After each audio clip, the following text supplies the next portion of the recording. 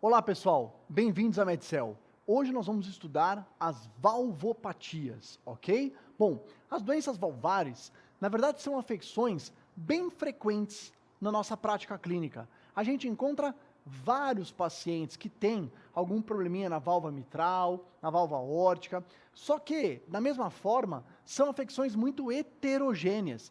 Então vocês vão ver pacientes que têm um problema na válvula e está há anos acompanhado clinicamente, e outros que precisaram operar, ou estão na segunda cirurgia cardíaca daquele problema valvar. Então vamos avaliar junto quais são os critérios relacionados às doenças valvares e a sua gravidade, ok? Então, muito do que a gente vai trazer, teve uma revisão lá em 2014 no Guideline americano, para poder orientar melhor os cardiologistas e os clínicos com relação à abordagem das doenças valvares. Por quê? Porque a dúvida que todos os médicos tinham era exatamente o timing correto de você, além da tratamento e da medicamento, da abordagem clínica, você indicar um tratamento cirúrgico. Então esse timing não é simples. E o que esse guideline procurou reforçar na educação nossa, na educação médica, é que a indicação da intervenção, né, tem que ser baseada em 5 critérios, porque alguns médicos falavam, e aí, é a lesão valvar grave? É um sintoma? O que é o mais importante? Então vamos lá. Guideline 2014, intervenção obedece 5 critérios, tem 5 coisas que a gente tem que analisar para definir se o paciente deve ir para a cirurgia cardíaca. Primeiro, presença ou ausência de sintomas. E isso, pessoal, é fundamental, tá? Esse é o grande critério que determina um paciente ir para a cirurgia cardíaca. Em geral, tem pacientes que têm lesão grave e que não tem a indicação da cirurgia cardíaca ainda, porque não tem sintomas e também não tem outras coisas, tá? Mas, do contrário, o paciente que tem uma lesão grave, às vezes até moderada para grave, e que tem sintomas, esse é um paciente que puxa muito fortemente a indicação da cirurgia, da abordagem da lesão valvar. O segundo é a gravidade. Claro, é natural da gente imaginar que a repercussão cardíaca e os sintomas vão aparecer quanto mais grave a lesão valvar. O terceiro, a resposta do ventrículo direito e esquerdo à sobrecarga de pressão e volume. Isso daqui significa o seguinte: quando o paciente tem só a doença valvar, a doença primária, tá? A gente vai tratando clinicamente e aí fica definindo o timing certo para indicar a cirurgia. Agora, quando essa lesão valvar começa a dar repercussão no território direito, então hipertensão pulmonar, ventrículo direito e principalmente no ventrículo esquerdo, isso puxa a indicação da cirurgia. Por quê? Porque aí, além de ter uma doença primária valvar, o paciente vai se tornar um cardiopata. E você não pode permitir isso. Então, sim, a resposta do ventrículo direito e esquerdo à sobrecarga de pressão, como acontece na estenose, na sobrecarga de volume, como acontece na insuficiência, é um determinante importante para a cirurgia. 4. Efeito na circulação pulmonar e sistêmica, em especial, a tensão na pressão de artéria pulmonar, que pode começar a se elevar. E, por final, a mudança do ritmo cardíaco, tá certo? Então, pessoal, esses 5 elementos são os elementos que levam na decisão da gente poder pegar um paciente que tem uma valvopatia e indicar a cirurgia cardíaca para ele. Bom, e a cirurgia cardíaca ou outra intervenção, né, que está crescendo cada vez mais, que são as intervenções pela hemodinâmica, tem como propósito melhorar os sintomas, melhorar a sobrevida em algumas doenças valvares, evitar que esse paciente se torne um cardiopata, prevenir a hipertensão pulmonar, prevenir câmaras dilatadas, que tem risco de formar trombo e, portanto, risco de AVC, e, por final, prevenir arritmias, sendo a mais importante relacionada às doenças valvares, a fibrilação atrial. Então, quando você vai indicar um procedimento por hemodinâmica ou por cirurgia cardíaca, é pensando nisso que a gente faz, tá? E, Parecido com o que a gente faz na insuficiência cardíaca, a gente também trata os pacientes com doença valvar por estágios. Estágio A é o paciente com risco, estágio B é um paciente que tem algum tipo de lesão leve para moderada, tá certo? Mas claro, ainda assintomático. O estágio C é aquele paciente que a lesão valvar tem os critérios ecocardiográficos de lesão grave, mas o paciente está assintomático, que é onde fica aí a grande discussão do timing certo para operar, e o paciente que não tem dúvida é o estágio D, porque ele tem uma lesão grave e ele é sintomático. Perfeito? Vamos relembrar um pouco algumas coisas da anatomia das válvulas cardíacas. Então, o nosso coração, as 4 câmaras, né? Átrio direito, ventrículo direito, átrio esquerdo, ventrículo esquerdo, sendo que as válvulas mitral e tricúspide correlacionam-se os átrios com os ventrículos, as válvulas pulmonar e aórtica se correlacionam com os grandes vasos. Pessoal, válvula pulmonar, válvula tricúspide são raramente acometidos. Do ponto de vista prático, tanto na clínica como preparatório para as provas, a gente vai focar nas lesões da válvula mitral e da válvula aórtica, tá certo? Tá aqui, ó, tá? Porque a insuficiência aórtica, estenose aórtica, insuficiência mitral, estenose mitral são as doenças valvares mais frequentes na prática clínica. Então, falando nelas, né, vamos lembrar um pouco de como funciona os movimentos sistólicos. Então, olha só, a válvula mitral abre para permitir a passagem do sangue do átrio esquerdo para o ventrículo esquerdo. Então, quando ela está estenosada, fica mais difícil do sangue passar. Quando ela está insuficiente, ele passa, mas depois que eu não tenho a sístole, ele volta, tá certo? Já a válvula aórtica, ela regula a passagem do sangue do ventrículo esquerdo para a aorta. Quando ela está estenosada, dá uma sobrecarga de pressão importante no ventrículo esquerdo.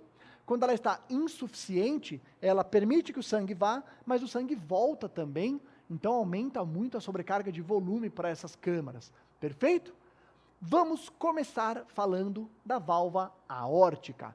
E a primeira coisa que a gente vai falar da válvula aórtica é a estenose aórtica. Então, para relembrar, essa é a válvula aórtica, sai do ventrículo esquerdo o sangue para a aorta, passando pela válvula aórtica. Ela tem 3 cúspides, sendo que em 2 dessas 3 cúspides estão os ósteos das coronárias, nascem aqui da válvula aórtica. Então, a primeira doença, estenose aórtica.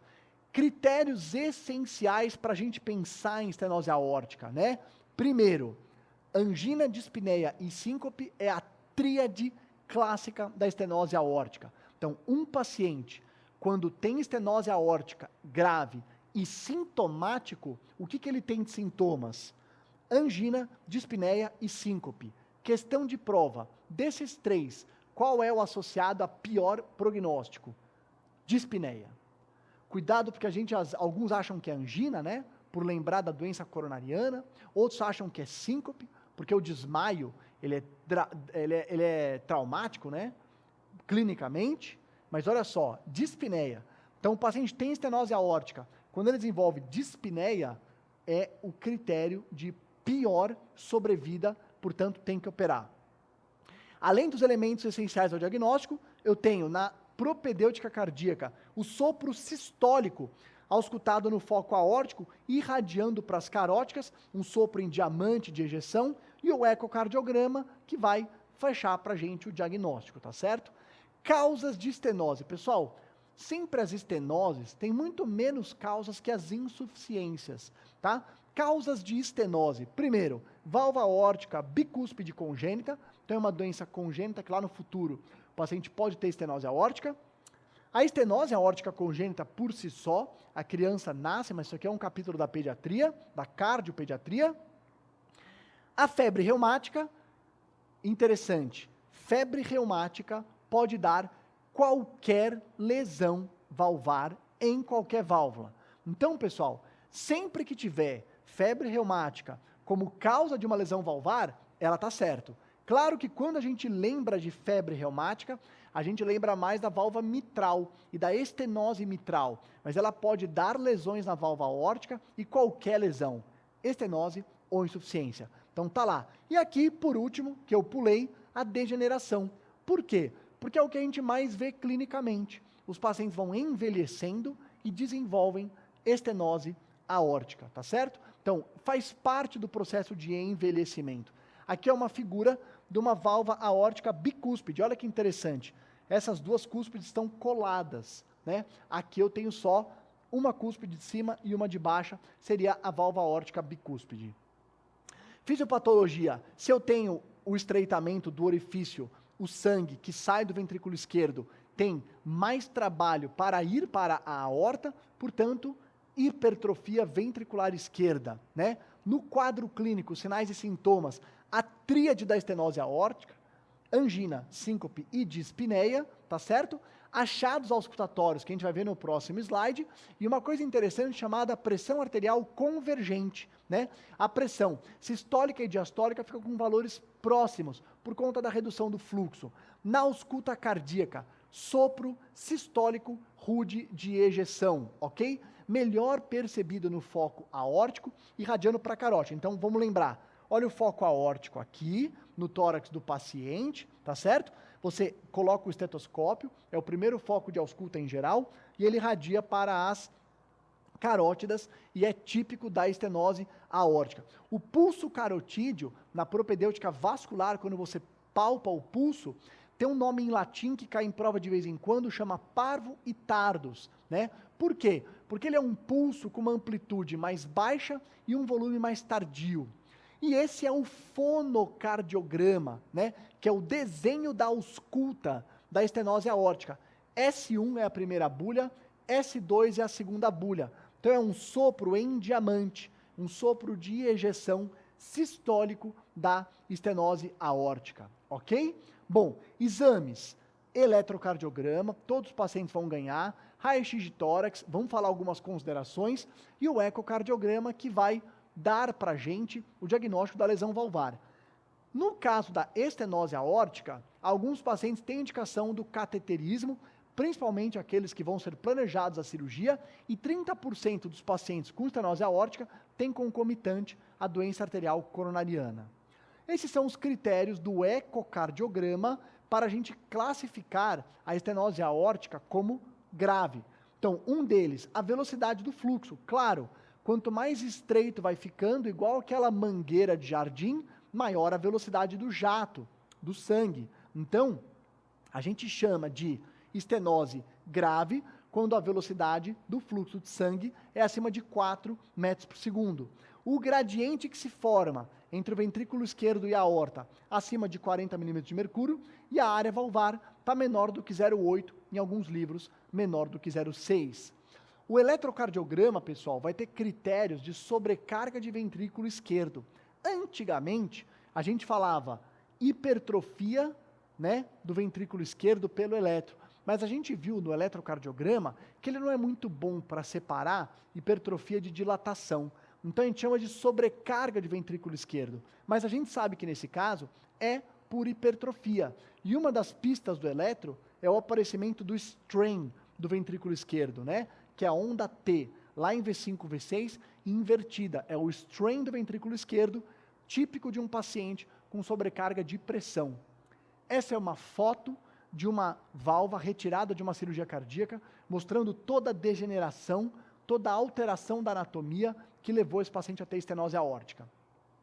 Enquanto a gente não indica o tratamento cirúrgico para esse paciente, ele se beneficia de diuréticos para melhorar um pouco os sintomas, profilaxia de endocardite e lembrar que o IECA é contraindicado. Claro, se eu já tenho uma obstrução da saída do fluxo do ventrículo esquerdo para a aorta, eu dou um vasodilatador, vai piorar mais ainda essa condição e o paciente vai ficar sintomático. Tratamento percutâneo, ele tem melhores resultados em estenose aórtica congênita, tá? Mas a gente vê utilizar, em alguns casos, em alguns adultos, principalmente como ponte para a cirurgia cardíaca ou como uma opção naqueles pacientes de muito alto risco cirúrgico, né? Mas em geral, quanto mais idoso e mais calcificada a válvula, o resultado não é muito bom desse procedimento. O tratamento cirúrgico, a troca da válvula aórtica, é indicado nos pacientes com lesão grave e sintomáticos, né? Quando esse paciente desenvolve sintomas, em especial a dispneia, a mortalidade é de 50% em 5 anos, tá? E os assintomáticos? A gente vai ver um fluxograma, mas já gravem. Quando um paciente tem ecocardiograma com estenose aórtica grave e ele não tem sintomas, o principal balizador para a gente indicar a cirurgia cardíaca é a piora da fração de ejeção.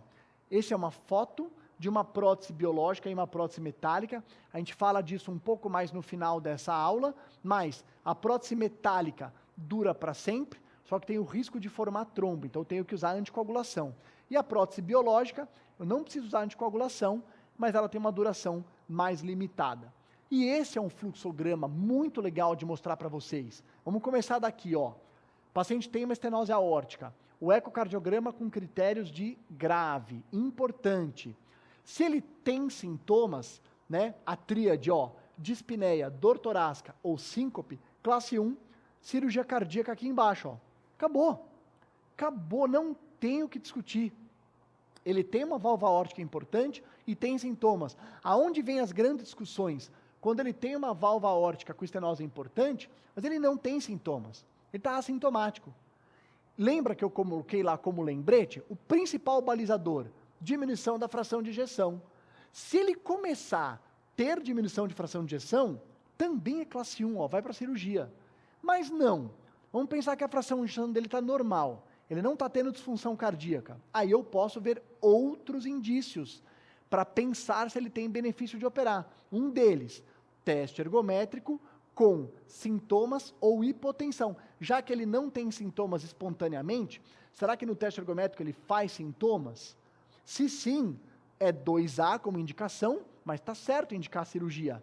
Se não, ele vem para mais avaliações e vai, claro, perdendo um pouco a evidência. Gravem para a prova de vocês, sintomático, a primeira coisa, se for assintomático, fração de ejeção e hipotensão no teste ergométrico, ok? Muito bom. De válvula aórtica, estenose, assunto resolvido, né? Revisados os principais elementos, tanto do quadro clínico, ausculta e da condução. E a insuficiência, né? Quer dizer, da mesma forma como a gente fez com a estenose, primeiro, quais são os principais critérios essenciais a gente pensar no diagnóstico de uma insuficiência aórtica? Então, olha só, longos períodos assintomáticos. Nas insuficiências, aquele período que o paciente tem uma lesão leve, moderada e até grave, sem sintoma nenhum e sem indicação cirúrgica, é longo. Esse paciente acompanha no ambulatório há muito tempo. Quando tem sintomas, os mais frequentes, dispneia e angina. Aqui a síncope não entra, ok? Existe do ponto de vista hemodinâmico, uma tendência de pressão sistólica alta, pressão diastólica mais baixa, que a gente chama de pressão de pulso. Por quê? Porque a válvula aórtica insuficiente, ela abre para permitir a saída do sangue, só que ela não fecha, ela abre de volta. Então o sangue volta. E como o fechamento das válvulas aórticas que determinam, né, a pressão arterial diastólica, cai a pressão arterial diastólica.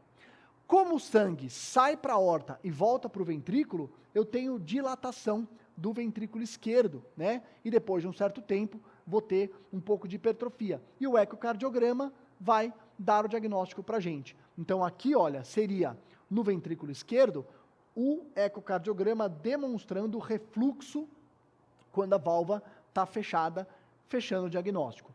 Causas. Lembra que eu comentei com vocês? Nas insuficiências, tem um leque muito maior de causas. Uma que vocês nunca podem esquecer, febre reumática. Pode dar todas as lesões em todas as válvulas, mas outras, endocardite, alteração mixematosa, alterações do vaso da aorta, né? Da aorta como sífilis, dissecção, Marfan, espondilite anquilosante, quer dizer, doenças do vaso aorta que acabam acometendo a válvula, né? pós-carga aumentada, hipertensão e estenose supravalvar, ok? Na fisiopatologia, vou ter uma sobrecarga de volume, vou desenvolver insuficiência cardíaca com o passar do tempo e sempre também que a gente está estudando as insuficiências, a gente tem que lembrar na fisiopatologia que podem acontecer quadros agudos. Quer dizer, o paciente está normal, mas vamos supor que ele tenha, numa endocardite, uma destruição valvar aguda, ele vai ter uma sobrecarga volêmica aguda muito importante, o que vai levar a edema agudo de pulmão, porque o paciente não está preparado, não tem como adaptar esse volume. Dos sintomas, palpitação pela sobrecarga de volume, pela dilatação, começa a aparecer arritmias, angina e dispneia, e eu vou ter os achados auscultatórios. Agora, na ausculta cardíaca, o sopro é diastólico. Olha por quê? Sístole foi o sangue. Diástole, a válvula aórtica fecha, só que ela não fecha, está insuficiente. Então volta sangue. Então o sopro agora é diastólico. Ele não é rude, ele é leve, porque ele é de regurgitação. Melhor percebido no terceiro espaço intercostal, ao longo da borda external esquerda, aqui ó, nessa região. E existe uma condição chamada sopro de Austin-Flint, em que você ausculta este sopro diastólico aqui no ápice, só que ele é uma regurgitação do fluxo que vem da válvula aórtica e bate no ápice do coração. Então você ausculta um sopro diastólico da insuficiência aórtica no foco mitral. O fonocardiograma, que é o desenho da ausculta cardíaca, primeira bulha, segunda bulha e aqui vem o sopro. Entre a segunda bulha e a primeira bulha, portanto, um sopro diastólico. O eletrocardiograma também vai mostrar sobrecarga de ventrículo esquerdo. O raio-x de tórax não mostra grandes áreas cardíacas, raio-x de tórax, aquele diferente da estenose aórtica, mostra grandes áreas cardíacas. Isso também é uma característica muito interessante. O raio-x de tórax, nas estenoses, ele em geral é pouco expressivo. Nas insuficiências, ele traz grandes áreas cardíacas por conta da sobrecarga de volume. O ecocardiograma vai fechar o diagnóstico também para a gente. Então esse seria um eletrocardiograma, D1, D2, D3, AVR, AVL, AVF, V1, V2, V3, V4, V5, V6, mostrando uma sobrecarga do ventrículo esquerdo, que a gente sabe pela fisiopatologia que aqui é volumétrica. Notem que eu não tenho o strain do ventrículo esquerdo. Raio-x de tórax, sempre que vocês virem grandes áreas cardíacas, a doença valvar é insuficiência. As estenoses não fazem isso. Então, uma área cardíaca aumentada por conta da sobrecarga de volume. Enquanto não indiquei o tratamento cirúrgico, diurético também. Aqui, vasodilatador cai bem, diferente da estenose aórtica, né, que a gente estava evitando, contraindicação ao IECA. Aqui, vasodilatador melhora os sintomas. Lembrar da profilaxia da endocardite e cirurgia cardíaca. Cirurgia cardíaca em quem? Em uns pacientes sintomáticos, tá certo? E naqueles assintomáticos que começam a diminuir a fração de ejeção, tá aí abaixo de 50, já com 49. Mais uma vez, o nosso fluxograma. Tem uma insuficiência aórtica, ela é grave, tá sintomático? Classe 1, cirurgia cardíaca. Tem uma insuficiência aórtica, ela é importante, é aguda, ou tá levando a insuficiência cardíaca aguda? Também classe 1. Agora, se ela é importante, vou vir para o lado de cá, ó, assintomática, primeira coisa que eu vejo, fração de ejeção do ventrículo esquerdo, exatamente como a gente fez na estenose aórtica. Se tiver dando diminuição, quer dizer, eu não posso deixar a válvula tornar o meu paciente um paciente cardiopata, então eu vou operar. Agora, se a fração do ventrículo esquerdo estiver boa, o que eu vou avaliar? Aqui, como eu tive sobrecarga volumétrica, eu aumento as câmeras, o diâmetro diastólico final do ventrículo esquerdo, né?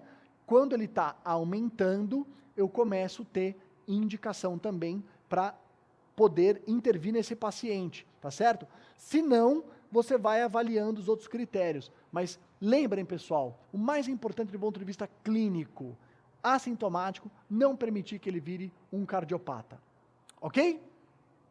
Fechamos Válvula aórtica. Agora vamos ver a válvula mitral. Da mesma forma, estenose e insuficiência. Então a válvula mitral, só para relembrar, ela é a válvula que comanda, que direciona o sangue vindo do átrio esquerdo para o ventrículo esquerdo. E do átrio esquerdo, o sangue vem lá do território pulmonar. Então, a válvula mitral, quando ela está estenosada, eu tenho aqui um estreitamento, né? Eu vou ter dificuldade do sangue vir do átrio para o ventrículo. Então, o átrio esquerdo aumenta, eu dou congestão pulmonar, tá certo? Agora, quando ela está insuficiente, ele vem do átrio esquerdo para o ventrículo, e quando o ventrículo tem a sístole, volta para o átrio esquerdo, sobrecargas volumétricas. Vamos começar pela estenose mitral, tudo bem? Estenose mitral. Elementos essenciais ao diagnóstico. Bom, dispneia. Aqui a dispneia é porque como a válvula mitral está impedindo que o sangue venha do átrio para os ventrículos, aumenta ali a pressão no território pulmonar. Então é muito frequente a dispneia. Estalido de abertura da válvula mitral. É um fenômeno auscultatório muito típico da estenose mitral, junto com uma primeira bulha hiperfonética e com um sopro no meio da diástole. Por quê? Então vamos lá, olha só. O coração está aqui, sístole, ele bateu, ele contraiu, sai pela aorta, fecha a mitral. O problema não é insuficiência, a mitral fecha. Aí, diástole, a válvula mitral deve abrir. Como ela tem estenose mitral, ele dá um clique de abertura da válvula mitral. E, durante a diástole, o sangue passa com dificuldade, dando esse sopro mesodiastólico enruflar.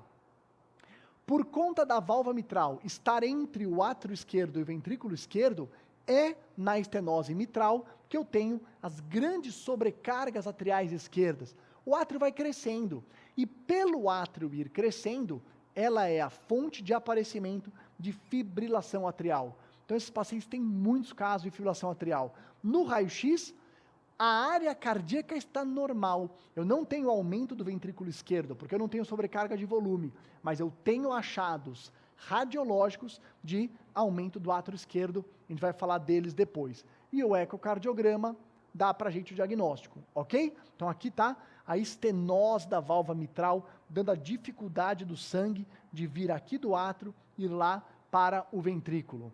Vamos lá. Causas, pessoal.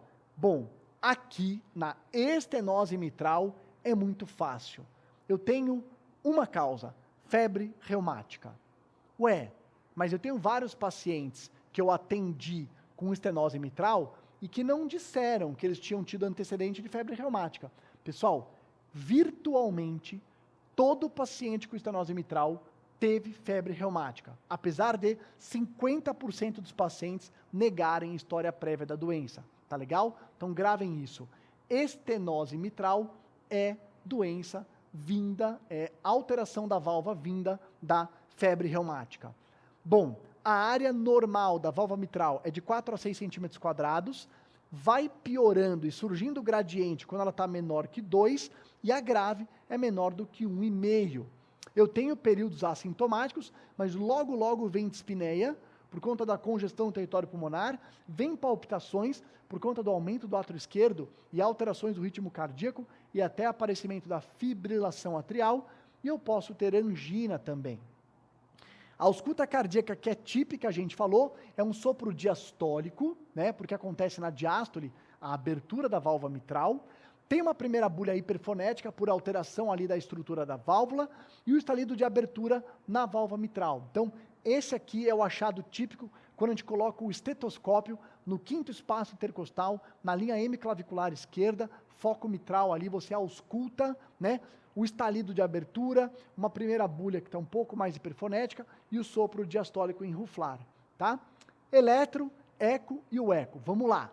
Primeiro, ecocardiograma, ele dá o diagnóstico para a gente, sendo que a lesão grave é aquela que eu tenho um gradiente médio em repouso acima de 10 milímetros entre o átrio e o ventrículo e a área valvar menor que 1,5, 1 centímetro quadrado, ok? O fonocardiograma, né, vindo aqui para mostrar para a gente o momento da diástole do sopro, né, diferente da insuficiência aórtica, que era mais perto aqui da segunda bulha, né? Vamos voltando agora para os exames complementares. Então, eletrocardiograma. Lembrem-se, estenose mitral, átrio com dificuldade de mandar o sangue, sobrecarga atrial esquerda. Então, é aqui que eu tenho os eletrocardiogramas das grandes sobrecargas atriais esquerdas. Tanto que no passado, livros mais antigos, chamavam a onda P, né? Que fica alargada por causa da sobrecarga atrial esquerda de P mitrale, né? Daí que vem essa terminologia. Então a gente vai usar todos os critérios no eletrocardiograma para saber que ele tem a sobrecarga atrial esquerda, índice de Morris, o alargamento da onda P e assim por diante. O raio-x, pessoal, não vai mostrar aumento de área cardíaca, porque eu não tenho sobrecarga de volume, mas eu posso ter aumento do átrio esquerdo.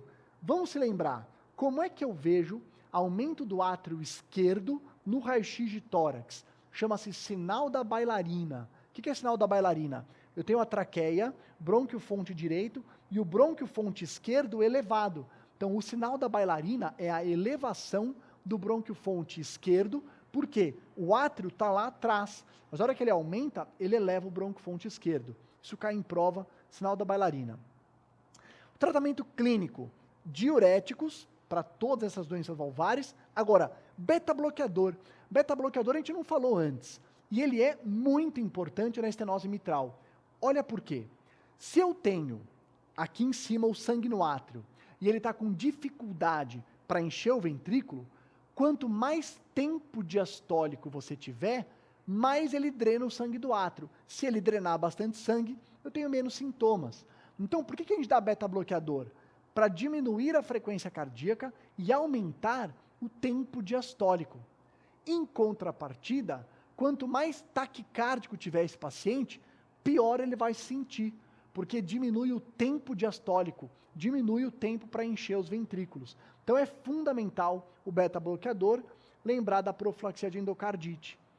Outra coisa interessante aqui na válvula mitral é que aqui o tratamento percutâneo, ele é muito bom, ele dá muito resultado, que é a valvoplastia percutânea da válvula mitral por balão, feito pelo pessoal da hemodinâmica. Então, ele é muito indicado quando eu tenho estenose mitral moderada a grave, áreas menores do que 1,5, claro, ausência de trombo no átrio esquerdo, e o ecocardiografista já pesquisa numa coisa chamada score de Bloch, elementos favoráveis ao procedimento.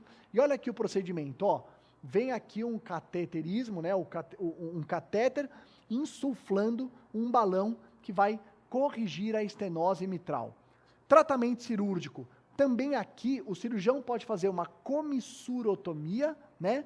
Em geral, quando eu não tenho insuficiência mitral associada, ou ele pode trocar a válvula. Quando que está indicado? Sintomas, ou mesmo paciente assintomático, com estenoses mitrais graves e pressão de artéria pulmonar elevada, acima de 50 milímetros de mercúrio. Então, mais uma vez, ou sintomas, ou assintomático, mas com uma repercussão sistêmica, que aqui no caso, no território pulmonar, a hipertensão pulmonar. Perfeito? Essa comissurotomia, pessoal, tem uma história curiosa também, que as primeiras cirurgias cardíacas, quando não tinha circulação extracorpórea, portanto, era impossível parar o coração, eles já faziam comissurotomia de estenose mitral. Primeiro que tinha muita estenose mitral, por causa da febre reumática que estava descontrolado, né? E o cirurgião fazia o quê? Ele abria o átrio, colocava o dedo, com um ponto bailarino ele fechava o próprio dedo para não extravasar sangue, e ele ia com o dedo fazendo a comissurotomia da válvula mitral. Claro, os resultados nem sempre eram resultados bons, mas em pacientes muito sintomáticos e muito graves, era a ajuda que era possível ser fornecida. Estenose mitral, moderada é importante, paciente sintomático ninguém discute. Assintomático, eu avalio hipertensão pulmonar. Se tiver pressão sistólica da artéria pulmonar maior que 50 milímetros de mercúrio em repouso, sim, eu tenho que fazer uma abordagem. Pode ser balão, pode ser cirúrgica. Ele é eletível para valvoplastia com balão? Sim, eu faço. Se não, está indicado o procedimento cirúrgico. Ok? Aqui, pacientes que têm sintomas, a mesma coisa. Você vê se ele é elegível para valvoplastia por balão. Se for, é classe A. Se não, esse paciente pode vir e caminhar para a cirurgia cardíaca. Tudo bem? Última doença valvar, insuficiência. Elementos essenciais ao diagnóstico, muita dispneia, muita sobrecarga volêmica. Aqui, o sopro é um sopro sistólico, porque na hora que tem a sístole, vai para a aorta e volta para o átrio, porque a válvula mitral está insuficiente. Lá no nosso ápice, o ecocardiograma fecha o diagnóstico. Lembra que eu comentei com vocês? Toda insuficiência tem várias causas, inclusive causas agudas. Então, febre reumática, que sempre vai ter, degeneração, endocardite, doenças coronárias, rotura de cordoalha, que acontece em pacientes hipertensos graves, e no prolapso de válvula mitral, tá certo? E que aí, claro, leva à insuficiência mitral aguda. Quando eu tenho um paciente que tem insuficiência mitral, que foi piorando ao longo do tempo, aumenta as pressões no átrio esquerdo, levando a sobrecarga atrial esquerda e hipertensão pulmonar, e eu tenho grande dilatação por sobrecarga de volume no ventrículo esquerdo. Então, leva à insuficiência cardíaca e, mais uma vez, da mesma forma que a gente falou na aorta, se eu tenho uma insuficiência mitral aguda, não dá tempo do coração, né, conseguir lidar com aquele aumento de líquido e eu tenho edema agudo de pulmão. Sinais e sintomas. Sintomas clássicos de insuficiência cardíaca. Por quê? O coração está normal, a função dele, mas ele está lidando com muito mais volume, por conta da insuficiência mitral. Então eu tenho dispneia paroxística noturna, ortopneia, palpitação, dor torácica, tudo igualzinho insuficiência cardíaca. Na ausculta, aqui no foco mitral, né, eu tenho um sopro holossistólico de regurgitação que todo mundo sabe é o sopro que irradia para a axila. Tá certo? Então, na hora da sístole, volta sangue para o átrio, é um sopro holossistólico, auscultado aqui no foco mitral, que irradia para a axila. Tá certo? Isso é algo muito característico, típico da insuficiência mitral. Esse é o fonocardiograma. Notem como o sopro, ele acomete toda a sístole. Exames complementares, o eletrocardiograma, sobrecarga de câmaras esquerdas, raio-x de tórax, grandes áreas cardíacas, e o ecocardiograma fecha o diagnóstico. Então está aqui o eletrocardiograma, você pode usar o critério de Sokolov-Lyon, Cornell, o score de pontos de Romhild, vai dar sobrecarga ventricular esquerda. O raio-x de tórax, aqui são as grandes áreas cardíacas. Então, via área cardíaca aumentada, reforça a sua suspeita de uma insuficiência. Na insuficiência mitral, é a maior área cardíaca porque é a maior sobrecarga de volume. E aqui são os critérios do ecocardiograma, para classificá-la como importante, que tem a ver com a área do jato regurgitante, né, com o volume regurgitante, a fração regurgitante, que vem no ecocardiograma para a gente. Tratamento clínico, aqui, da mesma forma que na insuficiência aórtica, diurético e o vasodilatador ajuda demais esses pacientes, demais, lembrar da profilaxia de endocardite. Cirurgia, na insuficiência mitral, eu tenho mais situações clínicas que levam a lesões agudas, rotura de cordoalha. Então, vários pacientes a gente vê no pronto-socorro, chegando com insuficiência mitral aguda e tendo indicação cirúrgica, tá certo? Os outros vão ter, de acordo com a lesão grave, mais sintomas, né? Principalmente poupando a hipertensão pulmonar. A gente tem que procurar fazer o procedimento cirúrgico antes que apareça a hipertensão pulmonar. Então, cirurgia, insuficiência mitral grave com dispneia, né? E o que reforça a indicação cirúrgica? Prevenir a diminuição de fração de ejeção, prevenir a dilatação cardíaca, prevenir a hipertensão pulmonar e o aparecimento de fibrilação atrial. Então, tudo aquilo que estava lá naquele primeiro slide, vocês veem que aparece tudo na insuficiência mitral. Ok? Próteses valvares, pessoal, bem brevemente. A prótese biológica, ela é ótimo desempenho hemodinâmico, baixa trombogenicidade, então não precisa de anticoagulação, só que ela dura pouco. Então, por isso que a gente não usa a prótese biológica em jovens, porque eles passam por 2, 3 cirurgias cardíacas. Agora, Então, elas têm baixa durabilidade, né? E elevada incidência de calcificação, e aí eu preciso operar. Já a metálica, ela é excelente do ponto de vista hemodinâmico, só que ela tem alta trombogenicidade, então eu tenho que anticoagular. Então é muito utilizado quando você tem que operar um paciente mais jovem, porque aí você põe uma válvula metálica, ela dura muitos anos, mas ele tem que ficar anticoagulado para não ter risco de formar trombo naquela válvula, ok? Muito bom. Existem outras técnicas, como homo-enxerto, mas é pouco utilizado, tecnicamente muito difícil, só para constar, porque está na nossa diretriz. Pessoal, relembrados os itens mais importantes das doenças valvares, espero que vocês tenham conseguido, né, deixar mais claro um tema que às vezes é confuso na nossa cabeça, quando a gente vê os pacientes, por que um operou, por que o outro não operou, e que vai ajudar muito vocês, tanto do ponto de vista prático, na clínica médica, como na resolução das provas. Muito obrigado e até a próxima.